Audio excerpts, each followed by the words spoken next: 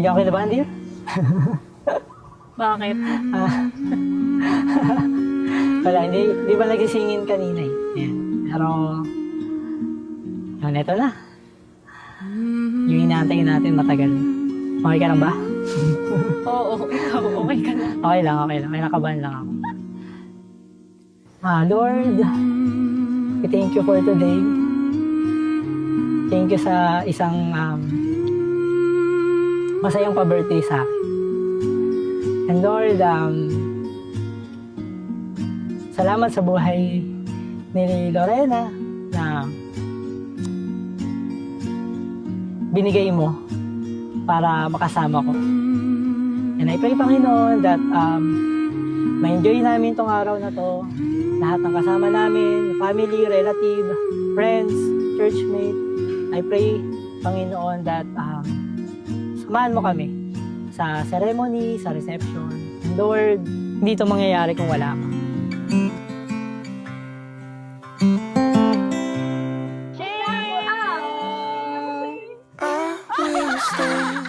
Si Ate Jen.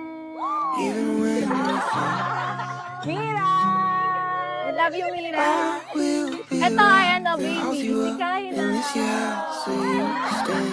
JJ. Okay daw. Si Brian. Dave, another Dave. May Pokemon card ka na. So, ang next natin ay si Tinian. May ayaw ko na pala.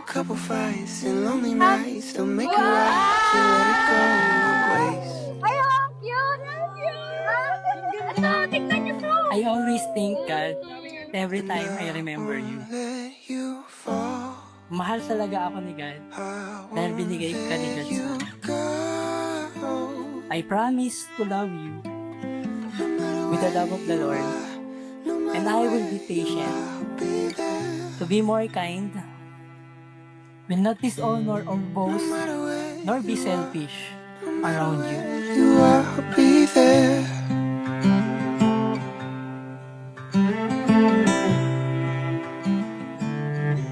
Hi dear, happy birthday. Itong gift ko sa iyo, gusto mo. Sana magustuhan mo at looking forward na ako ang magitarahan mo habang buhay. I hope masayang masaya ka today. I love you. Ay, ang ganda ng sulat. Sabi, hi dear, I love you. Ito na tayo sa wakas. Till now, di pa gaano nagsisink in sa akin. Lagi mo tinatanong kung excited ako sa kasal. Hindi ko masagot ng oo, kasi mas excited akong tupakin yung pamilya na pinapangarap natin. At ini-imagine. Ayun yung lagi kong look forward. Kaya, heto tayo ngayon. Wala akong gift. Ano to? Joke? Kala ko wala talaga eh. Mas nakakahiyak yun. Eh, gusto ko talaga magkaroon ng gitara para mag-gitarahan. Kasi magaling siya kumanta. Pabalik natin, may vacant slot ka ng pagtatanim mo. Check mo messenger mo after mong basahin to. I love you. Sa awa ng Diyos. Sa'yo. Sa atin.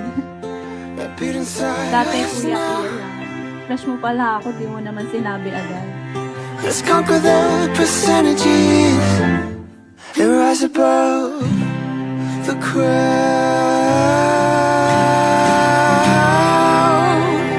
And To our future godly offspring, our children, that God entrusted us. Amen. Opo pa. Meron po Opo ba muna? Dear, I vow to be your safe place, your partner, your best friend, and your home.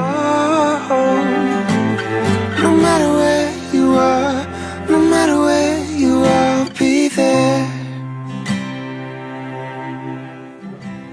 No matter where you are, no matter where you are, I'll be there.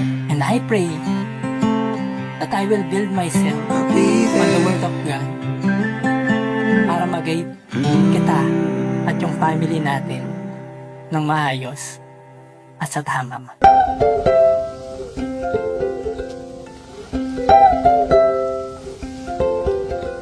The breeze is blowing through the open door. A familiar feeling I've been longing for. The ship is setting sail into the blue, but this time it's different with you. Yeah, life is much more beautiful with you.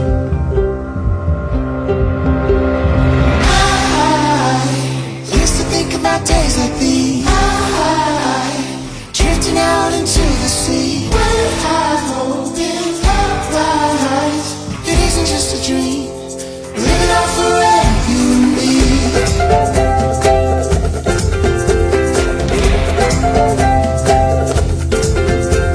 I'll grab your hand and lead you through that open door. We're looking out and worried about nothing anymore. The ship is quickly moving right on through, but I'm slowing down this moment here with you. Yeah, life is much more beautiful with you. I used to think about days like these.